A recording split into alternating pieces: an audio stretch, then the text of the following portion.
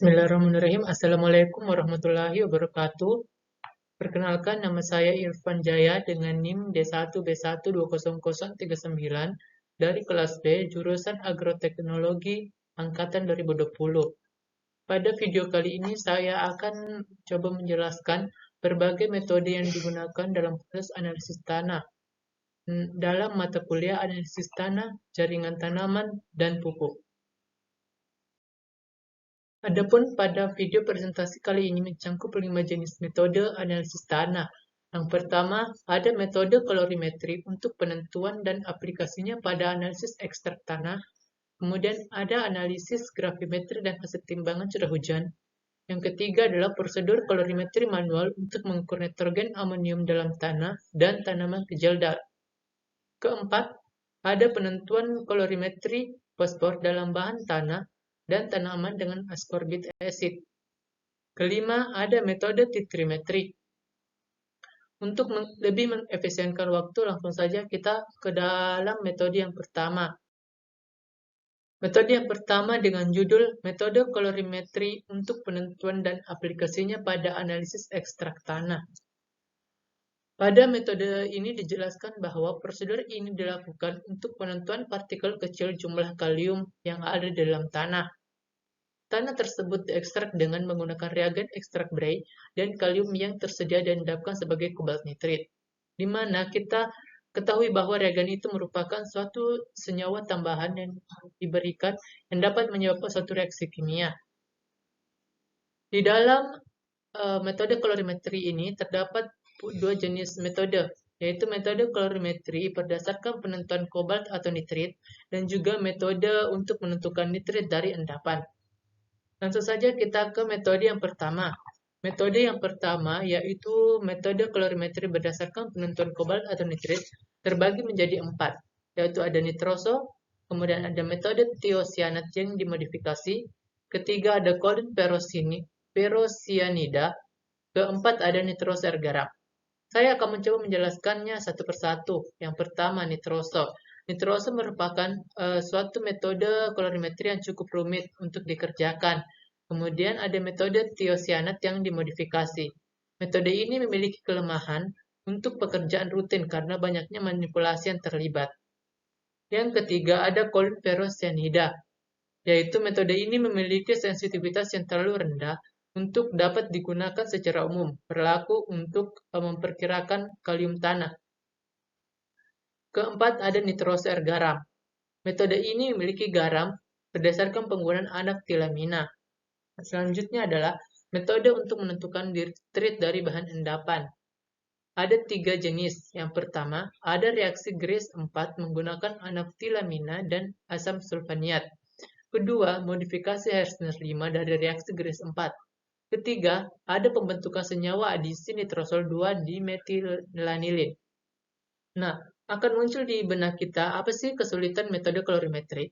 Metode kolorimetri memiliki kesulitan yang diakibatkan yang pertama oleh variasi hasil akibat ukuran partikel, kemudian ada pengendapan, ada suhu, kemudian konsentrasi reagen, dan juga sedimentasi. Baik, judul selanjutnya adalah analisis grafimetri dan kesetimbangan curah hujan. Nah, dalam metode analisis grafimetri terdapat 5 jenis analisis. Yang pertama ada grafimetri curah hujan atau merupakan metode analisis tertua. Kemudian ada elektrografimetri. Kemudian grafimetri volatilisasi dan termografimetri.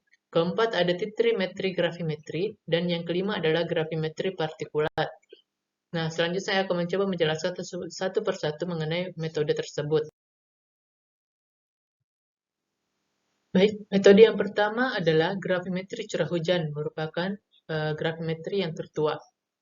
Nah, dilihat dari judulnya, pasti kita akan bertanya, mengapa kita harus menggunakan analisis grafimetri? Ada 3 alasan yang perlu kita jelaskan mengapa analisis grafimetri itu penting. Yang pertama, analisis grafimetri ini dilakukan dengan peralatan yang cukup sederhana. Kedua, interpretasi hasil dari data tersebut nantinya akan jauh lebih mudah. Hal tersebut karena pembacaan berhubungan langsung dengan jumlah analit atau tidak basa-basi. Ketiga, memberikan hasil yang sangat akurat dan presisi. Sebenarnya hasil grafimetri digunakan untuk memeriksa keakuratan metode lain. Analisis grafimetri merupakan salah satu yang paling akurat dan metode yang paling tepat dari analisis makro kuantitatif. Nah, selanjutnya adalah bagaimana sih langkah-langkah grafimetri curah hujan? Bagaimana melakukan analisis grafimetri curah hujan agar berhasil? Langkah apa yang harus kita ambil atau langkah apa yang kita butuhkan? Ada 7 langkah yang harus dilakukan untuk melakukan analisis grafimetri curah hujan. Yang pertama, sampel dikeringkan dan bagian rangkap 3 ditimbang. Kedua, larutan disiapkan dan dicampur dengan agen PPT. Ketiga, pengendapan selesai dan PPT dicerna menjadi lebih baik dengan melakukan penyaringan. Keempat, PPT disaring dan dicuci. Kelima, PPT yang terkumpul dikeringkan atau dinyalakan ke kandang terakhir bentuk komposisi yang telah diketahui. Keenam, PPT tersebut kemudian ditimbang. Dan yang terakhir, jumlah analit dihitung, merupakan data akhir yang diperoleh dari analisis grafimetri curah hujan tersebut. Nah, berikut merupakan penjelasan dari faktor apa saja sih yang penting untuk kita perhatikan dalam analisis grafimetri. Ada 4 faktor yang harus diperhatikan dalam melakukan analisis grafimetri. Yang pertama, ada nukleasi, di mana ion atau atom ataupun molekul individu tersebut saling bergabung membentuk satu inti. Kedua, ada pertumbuhan partikel. Kondensasi ion atau atom dengan inti yang ada membentuk partikel yang lebih besar dengan cara mengendap. Kemudian, suspensi koloid. Suspensi koloid atau partikel koloid tetap tersuspensi karena ion yang terabsorpsi, memberikan muatan positif atau negatif yang bersih. Keempat, koagulasi, aglomerasi atau diinginkan, di mana partikel koloid tersebut tersuspensi bergabung untuk membentuk partikel yang lebih besar yang dapat disaring, atau dengan kata lain, elektrolit lambat yang memungkinkan pendekatan yang jauh lebih dekat.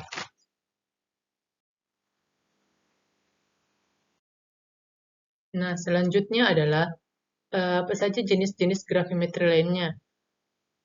Jenis yang selanjutnya ada elektrografimetri, di mana jenis ini merupakan jenis dengan analit yang diendapkan pada satu elektroda dalam sel elektronnya.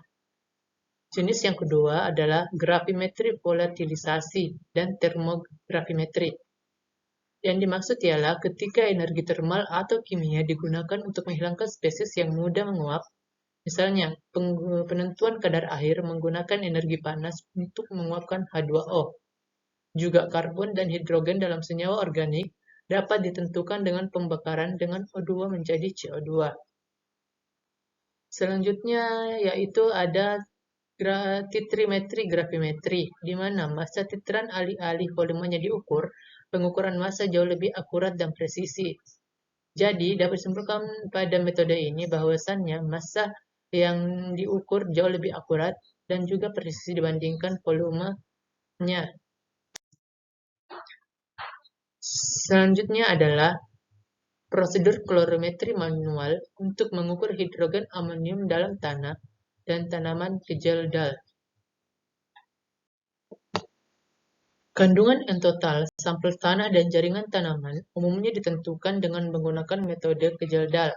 Setelah pencernaan NH4+-N sering dianalisis dengan distilasi uap dan prosedur titrasi.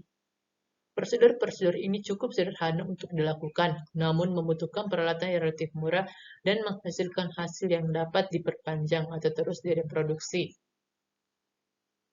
Prosedur kolorimetri ini yang diusulkan dan diadaptasi manual dari prosedur otomatis dijelaskan oleh Wald dan kawan-kawan. Metode ini didasarkan pada reaksi warna antara amonium dan campuran basah lemak. Dalam prosedur kolorimetri manual, reagen tentunya sangat diperlukan. Nah, lalu bagaimana cara mempersiapkan reagen dalam prosedur kolorimetri ini? Persiapan reagen dilakukan dengan melarutkan larutan penyangga kerja ke dalam 600 ml air bebas amonium. Kemudian ditambahkan 50 gram NaK tartar dan 108 gram larutan NaOH 50%. Encerkan hingga 1 liter dengan menggunakan air. Kemudian larutkan kembali 150 gram Na salisilat dan 0,30 gram Na nitroprosid dalam 1 liter air. Simpan dalam botol yang tahan cahaya. Selanjutnya ya, penentuan kolorimetri amonium N. Setelah persiapan reagen dan sudah selesai, selanjutnya adalah penentuan kolorimetri amonium. Bagaimana cara menentukan kolorimetri amonium dengan cara manual? Yang pertama, encerkan ke jadal dengan air untuk mendapatkan larutan yang mengandung 1-50 mg N per liter. Kemudian, tanaman diencerkan 50 kali dan dicerna tanah diencerkan 5 kali menggunakan dispenser dilusi otomatis. Kemudian, tambahkan 5,5 ml larutan buffer kerja ke dalam 1 ml aliquot buffer encer dalam tabung reaksi dan aduk dengan faktor mixer. Kemudian, diamkan selama 45 menit pada suhu 25 derajat Celcius untuk memastikan perkembangan warna yang sempurna. Langkah selanjutnya ialah baca absorbansinya pada spektrofotometer menggunakan panjang gelombang 650 mm.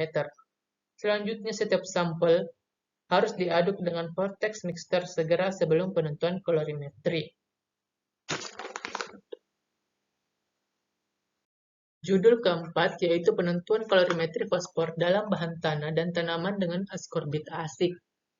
Metode ini merupakan metode yang cukup akurat dan cepat untuk penentuan fosfor dalam tanah dan tanaman. Sampai saat ini, belum ada metode tunggal yang dilaporkan cocok untuk berbagai analisis yang ditemui dalam studi nutrisi tanaman. Seorang peneliti yang bernama Jackson merekomendasikan memperbaiki 4 metode P atau metode fosfor agar sesuai dengan analisis tanah dan tanaman yang berbeda. Pilihan metode tersebut tergantung pada variasi keasaman, suhu, waktu, dan ion pengganggu dari tanah. Selain Jackson, peneliti lain yaitu Murphy dan Rihey mengusulkan prosedur asam askorbat asid untuk penentuan P di dalam air. Prosedur asam askorbat telah direkomendasikan untuk ekstrak tanah bikarbonat. Prosedur asam askorbat dari Murphy dan Rihey yang direkomendasikan adalah metode yang paling serbaguna untuk penentuan tanah dan tanaman yang sangat umum untuk digunakan.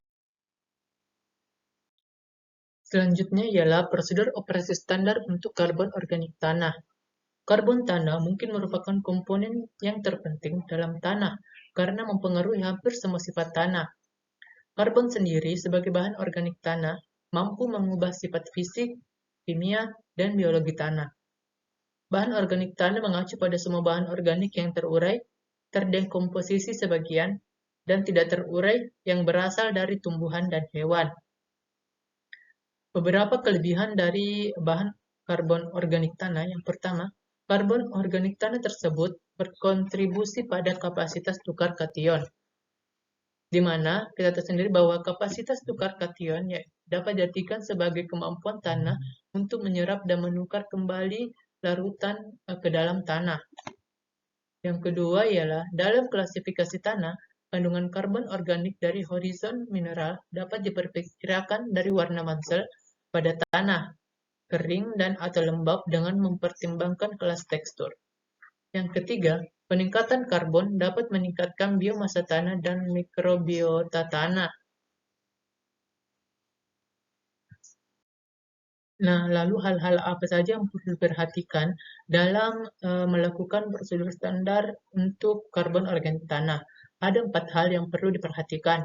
Yang pertama, pemulihan total karbon organik tanah dengan metode ini biasanya dapat berkisar antara 75-90% di tanah permukaan dan akan bervariasi menurut jenis dan kedalaman tanah. Kedua, metode ini tunduk pada gangguan oleh konstituen tanah tertentu yang menyebabkan hasil yang salah dengan beberapa tanah seperti klorida, besi-besi, dan oksida Mn yang jauh lebih tinggi telah terbukti. Ketiga, untuk tanah yang kandungan karbon organiknya sangat tinggi, metode Walkley dan Black dapat menghasilkan hasil pengujian yang rendah.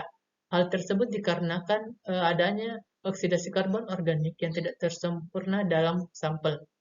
Dan yang terakhir adalah metode ini untuk penentuan kadar karbon organik dalam tanah, namun tidak berlaku untuk tanah yang mengandung sejumlah besar bahan berkarbonasi.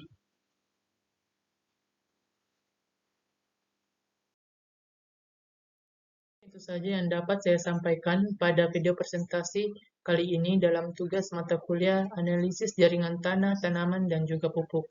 Mohon maaf apabila ada salah kata. Akhir kata saya ucapkan wassalamualaikum warahmatullahi wabarakatuh.